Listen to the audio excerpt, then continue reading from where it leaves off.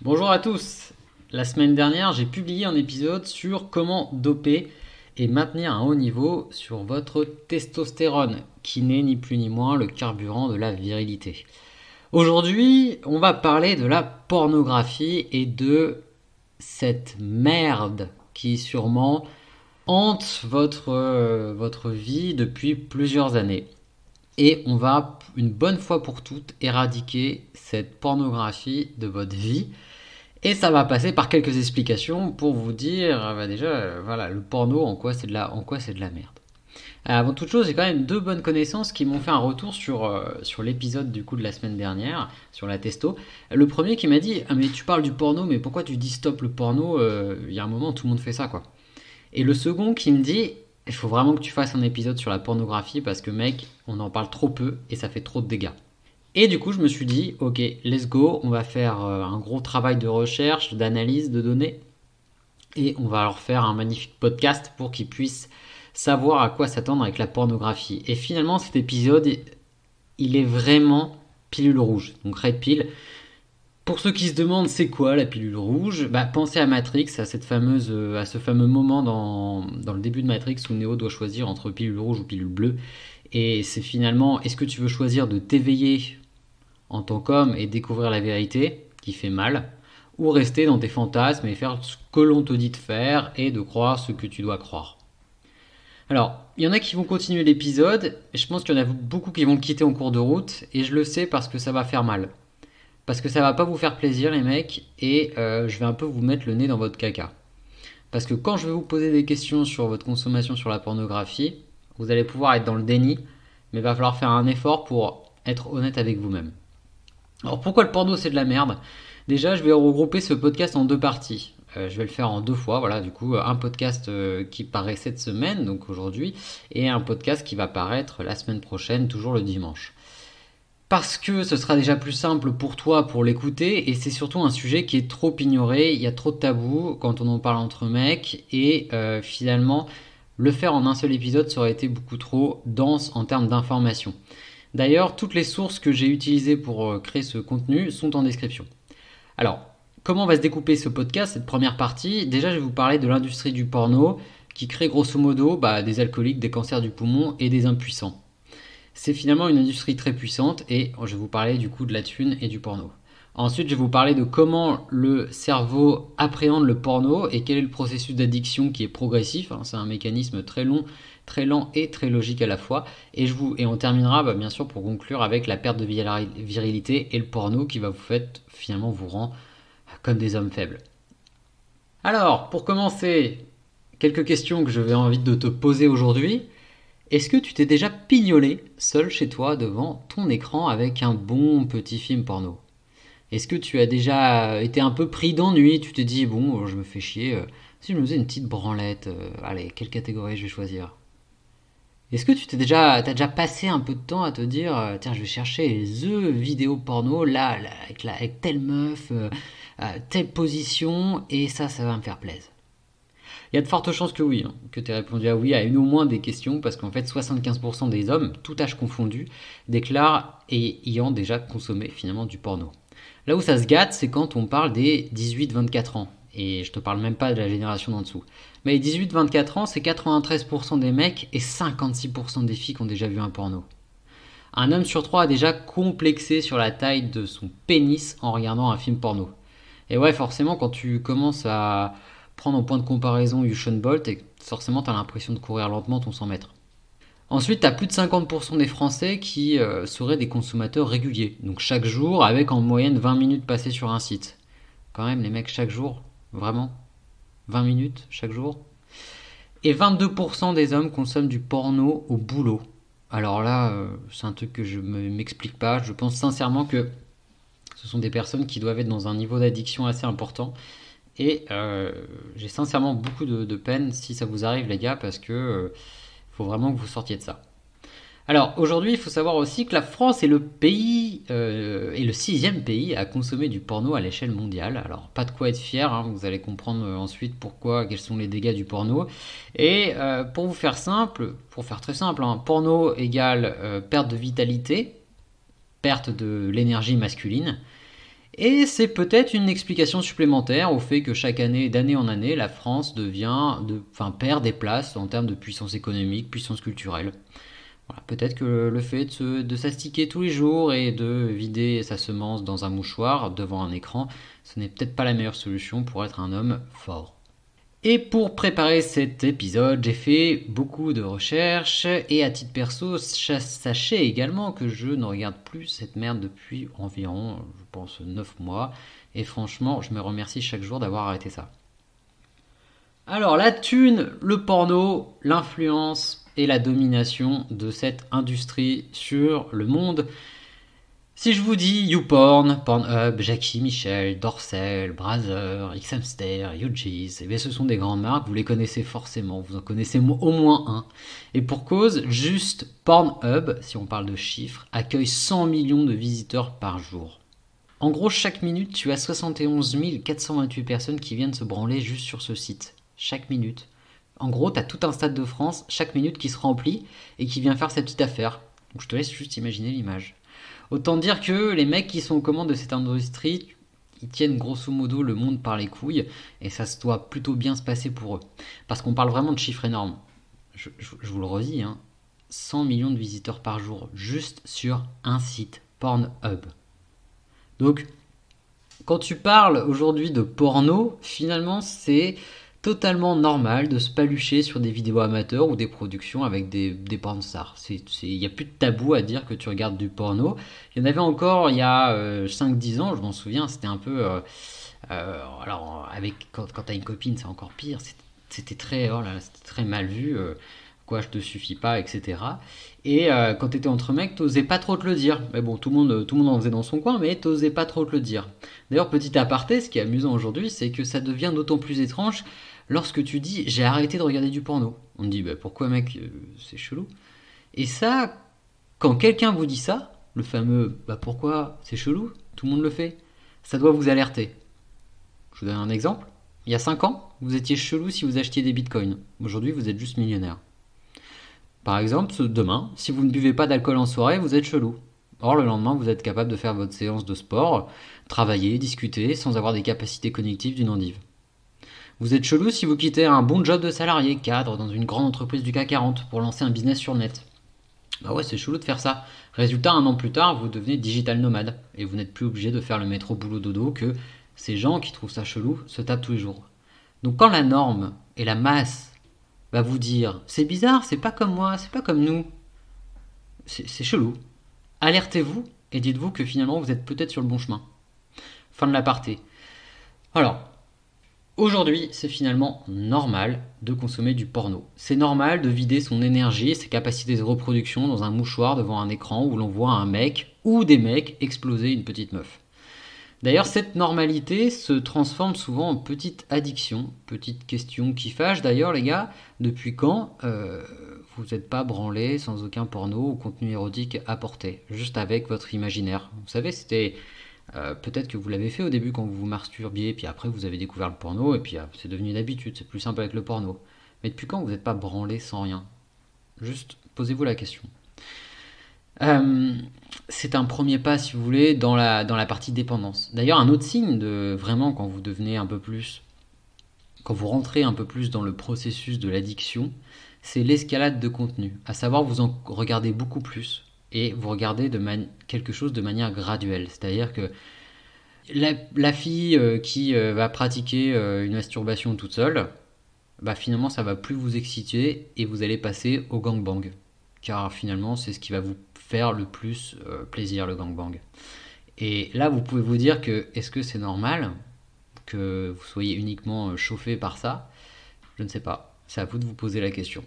D'ailleurs, le monde du porno, c'est alors effectivement des acteurs, des actrices, mais il y a souvent l'équivalent d'un mec ou de plusieurs mecs comme Bill Gates, Elon Musk derrière. Il y en a surtout un, il s'appelle Fabien Tillman, il est CEO de MindGeek. Voilà, MindGeek. Qui a plusieurs marques que je vais vous citer, vous allez les reconnaître. Pornhub, RedTub, YouPorn. Il a également des studios de production comme Brother, Digital Playground, Men.com, Mofos, Reality Kings. En gros, ce mec, c'est le big boss du porno en streaming. Il a défoncé l'industrie traditionnelle cinématographique du porno Vous savez, tout ce qui est DVD, les films que vous payez sur Internet, donc des films travaillés, des grosses productions, les acteurs qui étaient bien payés, les acteurs qui étaient en bonne santé, l'accès limité par le consommateur. En créant, finalement, il a défoncé tout ça, il a créé un accès ouvert à la pornographie avec le streaming et le fait que ce soit gratuit. Par exemple, la comparaison aujourd'hui, vous prenez un adolescent de 15 ans, il a juste à taper le mot porn sur Internet pour trouver de la sodomie, du BDSM, des gangbangs. Moi, je me souviens, à 15 ans, j'avais accès à des magazines soft érotiques du type FHM Entrevue, voilà, c'était où ça parlait un peu de sexualité, je disais des trucs, j'étais oh là là mon dieu. Et au mieux du mieux, on arrivait à récupérer par le biais d'un pote qui était par exemple un magazine Playboy où en fait on voyait des modèles et on voyait finalement leurs seins et on voyait de la lingerie. Et c'était une mission parce qu'en plus fallait le planquer dans ta chambre et tout, fallait l'échanger à la récré avec le mec. Voilà, c'était pas un accès qui était pareil. Donc c'est pour ça que la pornographie c'est un phénomène assez récent, la pornographie en illimité, et ça devient un gros problème pour les jeunes générations. Et ce podcast est là aussi pour génération actuelle comme génération future, mettre une petite claque et vous dire attention, là il y a un truc qui arrive et ça va être dangereux. Alors, pour revenir à notre mania du porno, le mec, alors il est millionnaire, hein, je pense très facilement, et tout comme Facebook ou comme Google, c'est une utilisation sur le streaming qui est gratuit. Alors, si c'est gratuit, c'est un peu vous le produit, c'est pas nouveau. Le mec, au-delà d'avoir des mecs qui lâchent de la thune sur ces sites, d'ailleurs c'est le principe de l'escalade, hein, des mecs qui payent se disent sûrement il y a plus excitant en payant. Mais il y a aussi le temps que vous accordez sur la plateforme, il y a aussi votre impact après l'orgasme sur les pubs ou même pendant toute la période où vous allez regarder le porno, il y a des pubs sur le site et ça vous êtes sensible dessus même si vous n'en avez pas conscience, votre subconscient capte les infos et voilà, vous allez préférer telle marque de préservatif, vous allez vous dire que tel studio est mieux que tel studio, etc. et vous allez continuer de reconsommer comme des tarés dessus. C'est donc finalement une industrie qui va peser des milliards sur le web et qui est complètement basée sur le mécanisme de notre fonction de reproduction. Qui, quand on se reproduit, on génère, même si on, même si on dans ce cas-là, on se reproduit tout seul avec sa main droite. En gros, vous avez un orgasme qui va vous amener à une décharge importante de dopamine. Il y a presque rien de mieux que d'ailleurs que de l'orgasme hein, au niveau de la décharge de dopamine. J'ai jamais essayé de grandes drogues. On dit souvent que la cocaïne c'est mieux. Après, bon, je vous le déconseille, hein, c'est quand même assez violent la cocaïne. La dopamine d'ailleurs et son fonctionnement, en fait, il y a un fonctionnement qui est double, hein, ça fonctionne avec le cerveau, notamment le striatum. C'est très important pour l'humain ce fonctionnement car ça nous pousse à plein de choses. La dopamine nous pousse à aller manger, à faire du sport, à nous reproduire, à nous élever socialement, à nous économiser en énergie aussi. En fait, ce sont que des mécanismes de survie qui ont été développés par le cerveau et le corps humain pendant des milliers d'années. Et aujourd'hui, ils sont manipulés par des personnes à travers le porno, les réseaux sociaux, par exemple la petite notification Instagram. Pourquoi on adore Instagram? Parce que ça génère des shots de dopamine. La petite notification Tinder. Oh, j'ai un match, trop cool, je plais à quelqu'un. Ouais, c'est que des choses sur la validation du fait de s'élever socialement. La malbouffe, par exemple aussi. Ça génère de la dopamine quand vous bouffez un McDo. Après, vous êtes un peu en mode ah ouais, machin. Donc c'est pour ça que des personnes en obésité qui sont vraiment très avancés vont continuer. C'est pas parce qu'ils sont suicidaires, c'est parce qu'ils sont shootés à la dopamine et ils sont dans un cercle addictif. Donc toutes ces industries en fait créent des addictions en masse. Alors forcément, l'industrie du porno, elle est hyper puissante et ne souhaite pas être contrôlée par les États ou autres. D'ailleurs, il y a très peu de personnes qui s'attaquent à cette industrie, hein, on en parle très peu. Le féminisme n'en parle pas, à croire que la libération de la femme, c'est de faire du OnlyFans et de faire du site porno. Voilà, je me l'explique pas. Pourtant, c'est plutôt une image dégradée de la femme et des pratiques sexuelles qui sont un peu hors normes et loin de la réalité de l'acte sexuel qu'on a. Mais bon, écoutez, c'est peut-être normal, c'est peut-être le progrès. En gros, il y a de grandes chances d'ailleurs que ces industries, et même en tout cas que l'industrie du porno, hein, tout comme le tabac ou que les industries minières, aient une influence d'ailleurs sur nos dirigeants, et d'ailleurs ils ont forcément une influence également sur nous-mêmes et sur notre vie. au même titre que voilà, toutes les grandes boîtes que vous pouvez connaître. Le porno en fait participe à l'affaiblissement de la population, il faut le savoir, notamment chez les hommes. Ça nous amène à être de simples consommateurs, de gentils et de jolis moutons, parce que on a une sursexualisation de la femme aujourd'hui dans les pubs, les séries, les clips, les films, tout, même les tendances vestimentaires. Aujourd'hui, voilà, on sursexualise la femme, ce qui va sursolliciter et stimuler notre désir d'homme, de notre instinct de reproduction. Et finalement, ce désir est tellement sollicité qu'on passe presque en mode burn-out, à savoir, on est tellement frustré de ne pas pouvoir assouvir nos pulsions que finalement, on va les assouvir sur le porno hein, et la branlette. Et tout ça, ça conduit à quoi? Ça conduit à un faible niveau de virilité, car toute votre énergie vitale va passer son temps à terminer dans un mouchoir, une fois de plus, chaque jour, ou plusieurs fois par jour même. D'ailleurs, il y a des études qui montrent aujourd'hui qu'on baise moins que la génération précédente, et que la génération d'en dessous baise également encore moins que la nôtre. Donc moi, je suis dans la génération de 30 ans. Donc on baise moins que nos parents. Voilà. Pourtant, on a quand même la libération de la femme, le féminisme, les technologies qui facilitent les rencontres. On a quand même un haut niveau de vie, il y a quasiment plus de maladies sexuellement transmissibles, on a les moyens de contraception. Donc en fait, en théorie, on devrait, tout en termes de pure logique, quand je vous liste tout ça, on devrait avoir plus de vie sexuelle que nos parents à l'époque. Pourtant, on n'en a pas. Alors, et pour moi, c'est très simple, hein, le porno fait partie des systèmes qui tirent notre sexualité vers le bas, parce que c'est en train tout simplement de remplacer les rapports sexuels. D'ailleurs, pourquoi c'est si puissant? Pourquoi le cerveau et le porno, ça fonctionne aussi bien? Quel est le mécanisme? Quelle est la logique? C'est quoi le fonctionnement réel? Pour commencer, il faut savoir que le porno, déjà, te présente la meilleure version du sexe. Les meilleures caméras, la meilleure partenaire, la partenaire parfaite, la pratique que tu souhaites, et également le scénario confortable.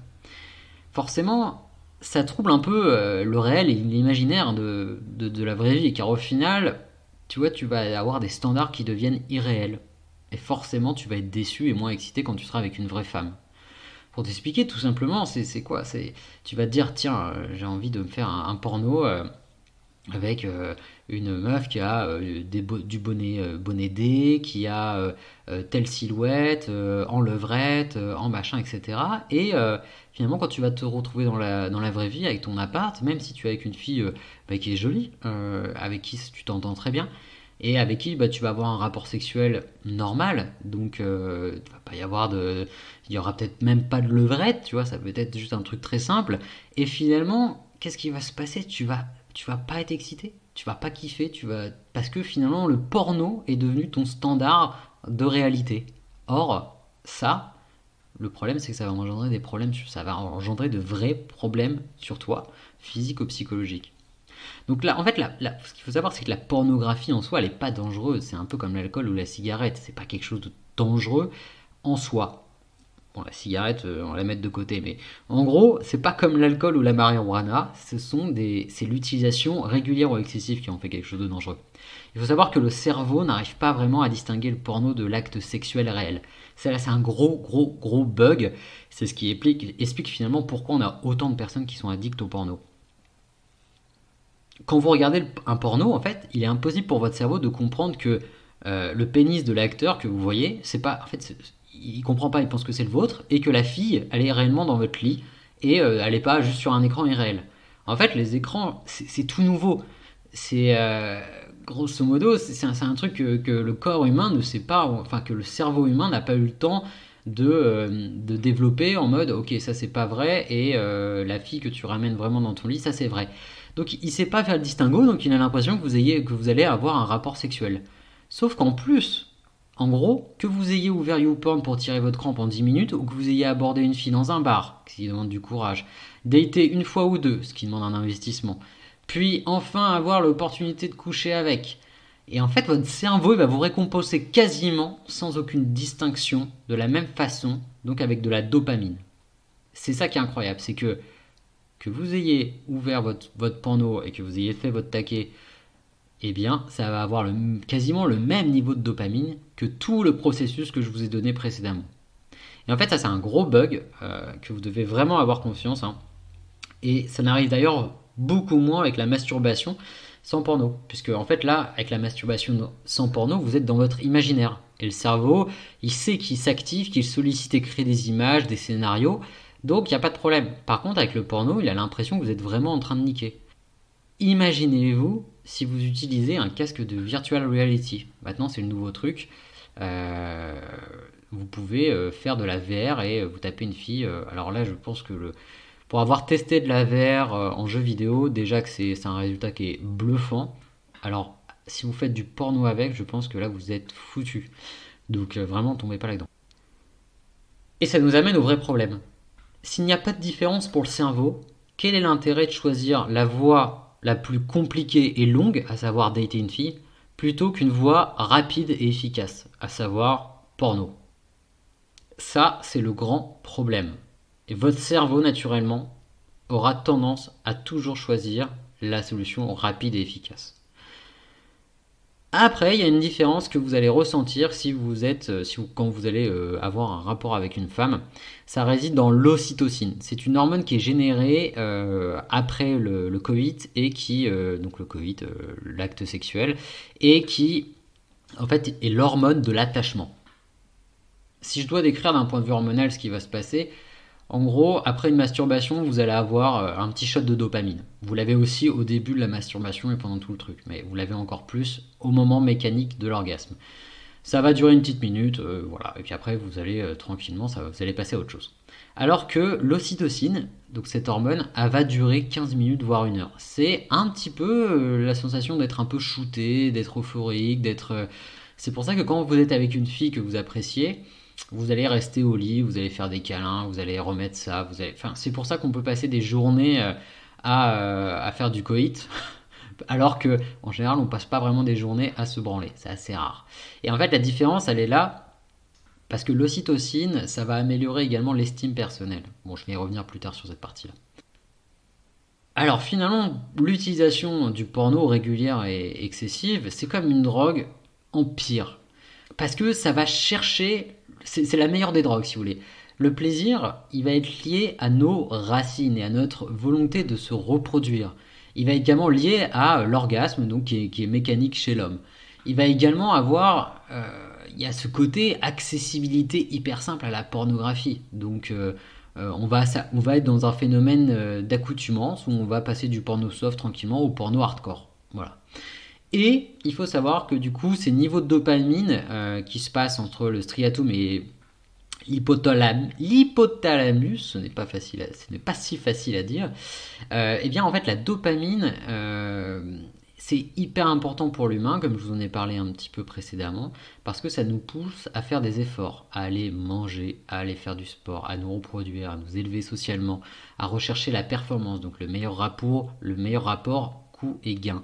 Donc en fait, la dopamine, c'est là pour nous pousser à survivre.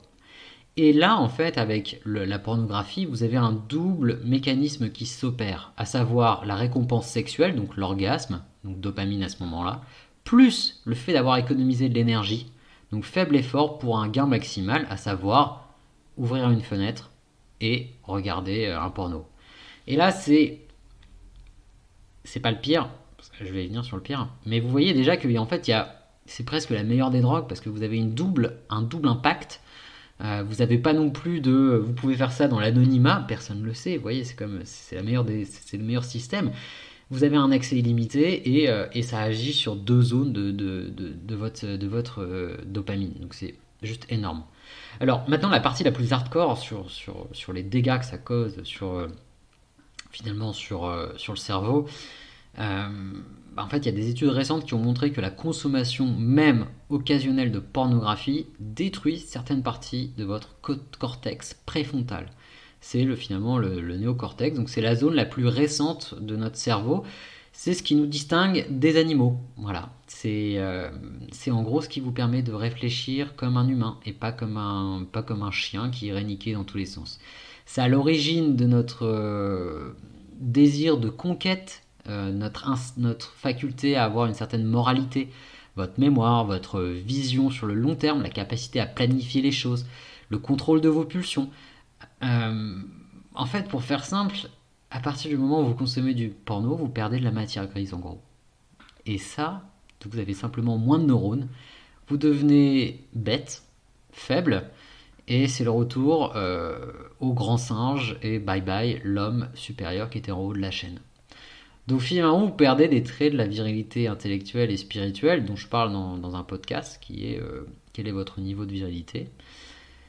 Et en gros, vous transformez en sous-homme psychologiquement, mais aussi physiquement, puisque l'impact elle est observable et mesurable sur votre cerveau. C'est ça qui est tragique. C'est vraiment, vous devenez une endive. Je ne sais pas ce que j'ai que les endives aujourd'hui. Ensuite vient la perte de virilité. Donc comme je vous l'ai dit là précédemment, physiquement et mécaniquement, vous devenez de plus en plus bête et de plus en plus faible. Mais ça va se mettre aussi sur votre virilité dans le sens où vous allez perdre votre libido. Vous allez avoir une perte, voire une panne du désir un peu global. Donc c'est pas seulement sexuel, c'est aussi tout, un peu tout. C'est la vie, voilà, vous allez moins apprécier certaines choses, vous allez être moins dans la... Vous allez prendre un café en terrasse au soleil, chose que vous adoriez, et puis là en feu ça va plus vous faire grand chose. Vous allez dans une insatisfaction sexuelle aussi, c'est-à-dire que vous allez avoir des rapports sexuels où vous allez avec vous-même ou avec quelqu'un, et puis ça va pas plus vous brancher, donc vous allez être frustré. Et finalement, tranquillement, la branlette devant le porno, ça devient mieux que le sexe avec une femme. Et ça vous conduira au fur et à mesure, quand vous serez avec une femme, à avoir des problèmes d'érection ou à avoir une précocité sexuelle. Il faut savoir que pour les problèmes d'érection, c'est en augmentation, mais les chiffres sont incroyables. Je pense, sur les nouvelles générations, il y a plus 30% de problèmes déclarés et déclarés dans les cabinets de sexologie. Donc c'est juste énorme. C'est pas parce que les gens sont en mauvaise santé, c'est parce que dans 60% des cas, les mecs arrivent à bander devant un porno, mais pas avec une femme. Donc vous voyez qu'en fait, ça a complètement remodelé leur cerveau. Il y a un gros dysfonctionnement aussi qui se crée au niveau du système du stress quand vous consommez trop de pornographie, parce que ça va augmenter la production de cortisol. Ouais, parce que de toute façon, votre corps il va être stressé parce que vous êtes en train de le défoncer, il comprend pas ce qui se passe, donc il va se mettre un peu en mode survie. Bon bah voilà, on est sous emprise d'une drogue, et d'une addiction, on va se mettre sur un mode survie. Donc il va produire du cortisol. Et si vous avez bien écouté mon dernier podcast, le cortisol diminue votre taux de testostérone. Donc vous allez perdre de la virilité. Tout simplement parce que votre niveau de stress va augmenter. Et tout ça, ça va conduire à une baisse de l'estime de vous-même, des symptômes de dépression, une perte de motivation. Donc c'est terrible ce qui se passe aujourd'hui avec le porno, on en parle très peu. Et en me documentant, j'ai pu observer qu'il y avait des explosions sur des chaînes ou des vidéos sur le sujet de comment arrêter le porno, comment avoir une forte érection. Je pense sincèrement que c'était des questions qui se posaient pas avant, en tout cas qui se posaient sûrement pas autant avant l'arrivée du porno. Et j'ai vraiment peur pour la nouvelle génération qui en fait ne connaît que ce standard-là. C'est-à-dire que la nouvelle génération commence sa sexualité avec du BDSM, de la sodomie, des gangbangs. C'est les standards voilà, ça va être les standards. Et franchement, je crains pour eux, quoi. Donc tu l'as compris avec cet épisode, l'industrie du porno c'est immense. C'est devenu une norme de se pignoler devant de la pornographie. Je pense sincèrement que sur les mecs qui se branlent, il y en a au moins 80%. Je vois pas pourquoi la loi de Pareto ne s'appliquerait pas. Je pense qu'il y en a au moins 80% qui sont tranquillement dans une petite addiction et qui auraient du mal à arrêter du jour au lendemain et à se branler normalement. Donc ça pose vraiment de gros problèmes.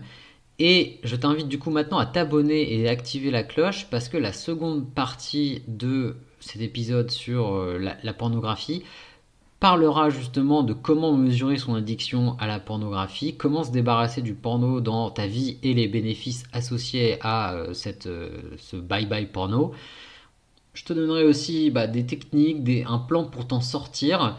Et je pense que ça vaudra le coup également de se poser la question sur la misère sexuelle et le lien avec la hausse de la pornographie. Et il me reste plus qu'à te souhaiter une très bonne journée et une très bonne soirée.